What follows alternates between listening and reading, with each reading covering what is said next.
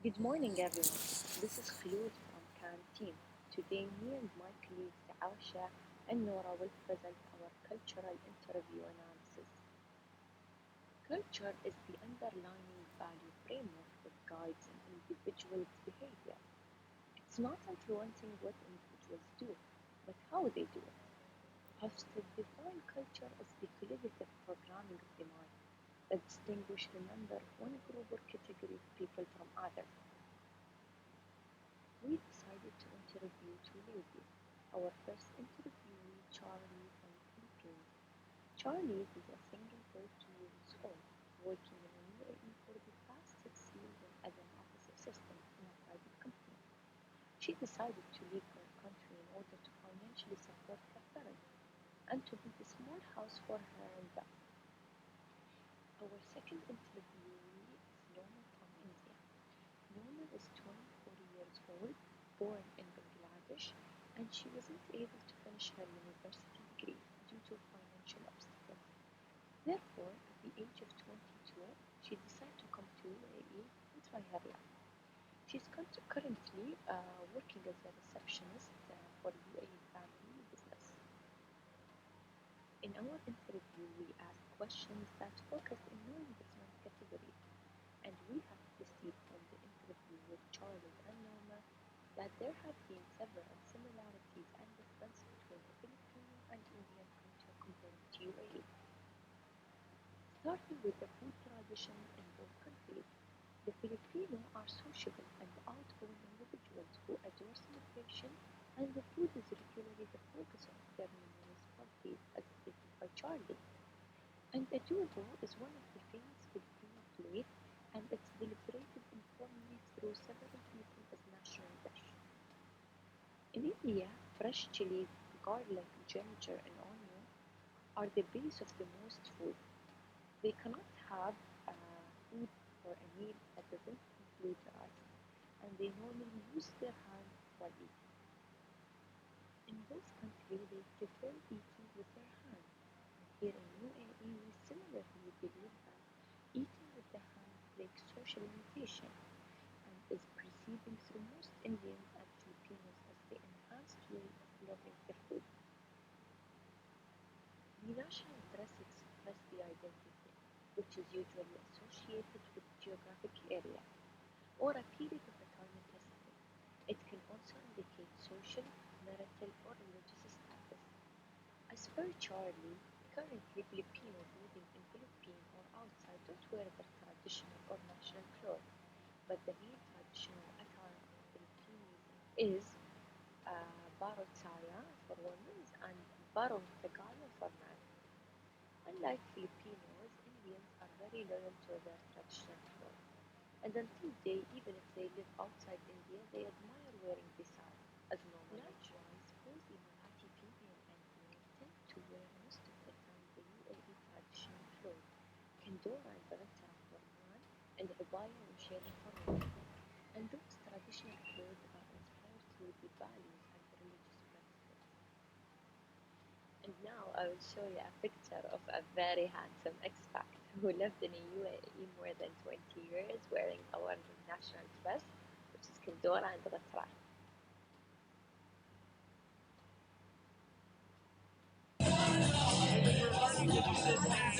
Okay, when it came to language, we asked both interviewees about their and language issue when they came to UAE. Numa said I was taught English with a lot of listening. She clarified that sometimes she asked people to repeat what they are saying to understand what they want. But throughout these years in UAE, she improved her communication skills very well. Personally, we didn't have major communication issues with Numa while doing this interview with her. And same goes for Charlie. Charlie's communication in English was clear and with no mistakes. She only mentioned that Filipinos have a unique accent in English while they can be known without even seeing them. As known, the Emiratis are high context, indirect speakers, and likewise both Filipinos and Indians are known for this similar characteristic. This reflects that we all value interactive relations and have associates that practice study and close relationships. Manners while entering a house. We asked Numa and Charlie if they are allowed to enter houses wearing shoes. Both Charlie and Numa mentioned that in their culture, wearing outdoor shoes or slippers is unacceptable to be worn inside the house and considered unhygienic and rude. Charlie said most houses in Philippines have designated space near the main door in order to leave the footwear and change the provided indoor slippers. Similarly, in the most houses in the UAE, we have to remove our shoes when entering the house or the majlis. Except in occasions, we do not do that. Greetings. We asked both Charlie and Duma how they greet other people. Charlie explained to us that in Philippines, if she has to greet a stranger, then she would smile and perform a handwave, while men handshake. While if a female meets another close relative or female friend, then she would pat on the back along with the handshake, kiss, or hug.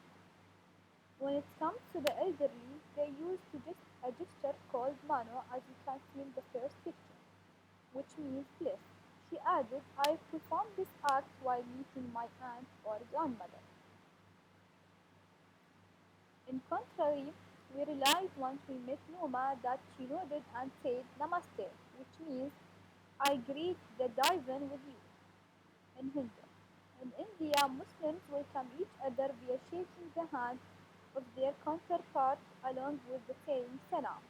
When it comes to the elders greeting, few Indians reach down and touch the ground or else the elders' feet as a symbol of admiration. Comparing to the greetings in UAE, Emirati men welcome each other through touching their noses to one another, and this takes place simply among Emiratis. Yet, the typical greeting in the UAE is the handshake, similar to the Philippines culture. Arab men or women may reject to shake hands of those from the other gender. This is a religious faithfulness exercised through several Muslim men and women. It's not subjective. When we asked Charlie to give us a little information about how women work in the Philippines and is there equality among male and female, she said female employees face discrimination in accessing chance to develop their lives. She also added, I heard also that our government is functioning to make gender equality and women's empowerment a model at the workplace. Numa's answer was similar to Charlie. She said in India, unfair approaches to any gender have occurred for generations and stress our life. Though the structure of India awards male and females equal human rights, gender inequalities continue. However, UAE treats gender equally and they ensure equal rights for both genders. Women now play a far greater role across the workforce. This includes previously male-dominated establishments such as military and business. More than 70% of women are opting for further education and many choosing to study science, technology, engineering and mathematics. The UAE had made a great movement over the past few years in supporting diversity and gender equality in the workplace, led by the efforts of the UAE government. In Philippines, if woman considers the man to be good suitor, they will continue dating, which is not allowed in the UAE culture and Islam. While Numa mentioned that throughout India organized marriages are very common, although hopes and practice arrangements differ subject to the area and belief. As you know, India is a very populated country and has a huge culture. For this reason, Indian people are tolerant with each other. However, usually Filipinos are tolerant whoever do not drive them too distant. Otherwise, you might create an enduring opponent. Tolerance is one of the core values of the UAE society, derived from Islam, from the noble Arabian traditions and heritage. As you know that 2019 was the year of tolerance in the UAE. highlighting the UAE as a global capital for tolerance and emphasizing tolerance as a universal concept aimed at enriching the values of tolerance, dialogue, coexistence, and openness to different cultures. Personal space is the distance from another person at which one feels comfortable when talking to or being next to that other person. In Philippines, they tend to choose standing at arm's distance while for outsiders they should increase the distance. This concept is similar in the UAE and among different genders. Numa's answer wasn't different as she said, "We respect the concept of personal space and we normally uh, keep an arm's distance during communication and we stand furthermore when another gender is talking to us." Before I end up, congratulations on your graduation, Khulud. This was your last class in your university life. Wish you all the best and success in your life. For sure, we're gonna miss you. Stay safe and happy. This is the end of our presentation. Thank you all for your listening. Please feel free to ask any question.